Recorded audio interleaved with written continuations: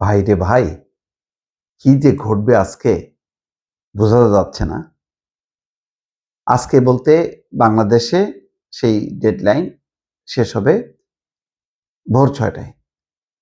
তার মধ্যে কি ঘটবে? ট্রাম্প আবার হুমকি দিয়েছে। বলেছে আজ রাতে ইরান সভ্যতা সম্পূর্ণ ধ্বংস হয়ে যাবে। ও মাই গড! এভাবে পারে? হিটলার মুসোলিনিও বোধহয় কোন দেশ একেবারে ধ্বংস হয়ে যাবে সেটা বলেনি। দখল হবে বলেছে। ধ্বংস হয়ে যাবে এটা তো আল্লাহ তাআলা বলে যে পৃথিবী ধ্বংস হয়ে যাবে একদিন। তো এখন ট্রাম্প কি সেই পর্যায়ে চলে গেল? এত বড় তার ঔদ্ধত্য কল্পনা করা যায় না। ইরানের সেনাবাহিনীও বলছে যুক্তরাষ্ট্র রেড লাইন অতিক্রম করলে ইরানের জবাবে এই অঞ্চলের বাইরে চলে যাবে। তার মানে বুঝতে পারছেন? মধ্যপ্রাচ্যের বাইরে চলে যাবে ইরানের জবাব। ভয়ঙ্কর। এটাও চিন্তা করেন। তার মানে ইউরোপ, আমেরিকা চলে আসবে। এমন প্রযুক্তি আছে তাহলে ইরানের? তারা অবশ্য ভারতের দিয়াগো গার্সিয়াতে যেই ব্রিটিশ আমেরিকার ঘাঁটিতে ক্ষেপণাস্ত্র চালিয়ে কিন্তু তাদের সক্ষমতা প্রমাণ করেছে। এখন কি ইঙ্গিত দিল কিছুই বোঝা যাচ্ছে না। ট্রাম্প বলছে যে হরমুজ প্রণালী খোলার জন্য তার দেওয়া আলটিমেটামের চূড়ান্ত সময় ঘনিয়ে আসছে। আজ রাতে একটি সম্পূর্ণ সভ্যতা ধ্বংস হয়ে যাবে, যা আর কখনো পুনরুদ্ধার করা যাবে না। কিছুক্ষণ আগে নিজের মালিকানাধীন সামাজিক যোগাযোগ মাধ্যম ট্রুথ সোশ্যালে দেওয়া এক পোস্টে ট্রাম্প এই হুমকি দেন।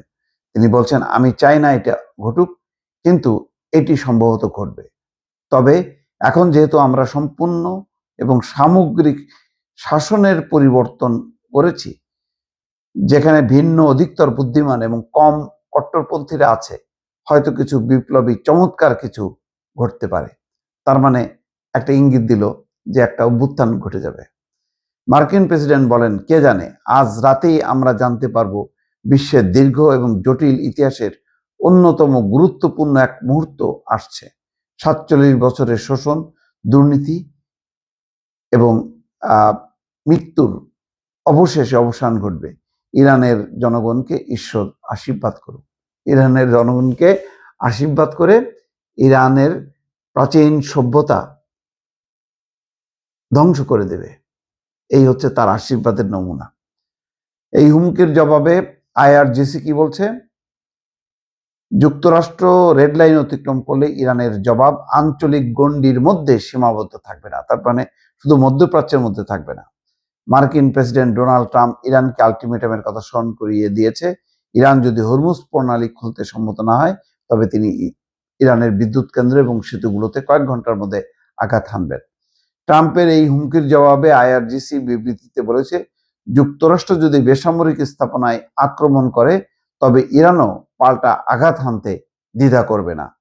বিবৃতিতে বলা হয়, আমরা আমেরিকা এবং তার মিত্রদের অবকাঠামোতে পাল্টা আঘাত হানব।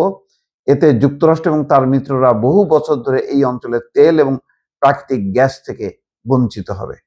আইআরজিসি বলছে, তারা আক্রমণ করলে আমাদের যোদ্ধাদের রেঞ্জের মধ্যে তাদের কত সম্পদ ঝুঁকিতে পড়বে সেই হিসাব করার ক্ষমতা আমেরিকার নেতাদের নেই।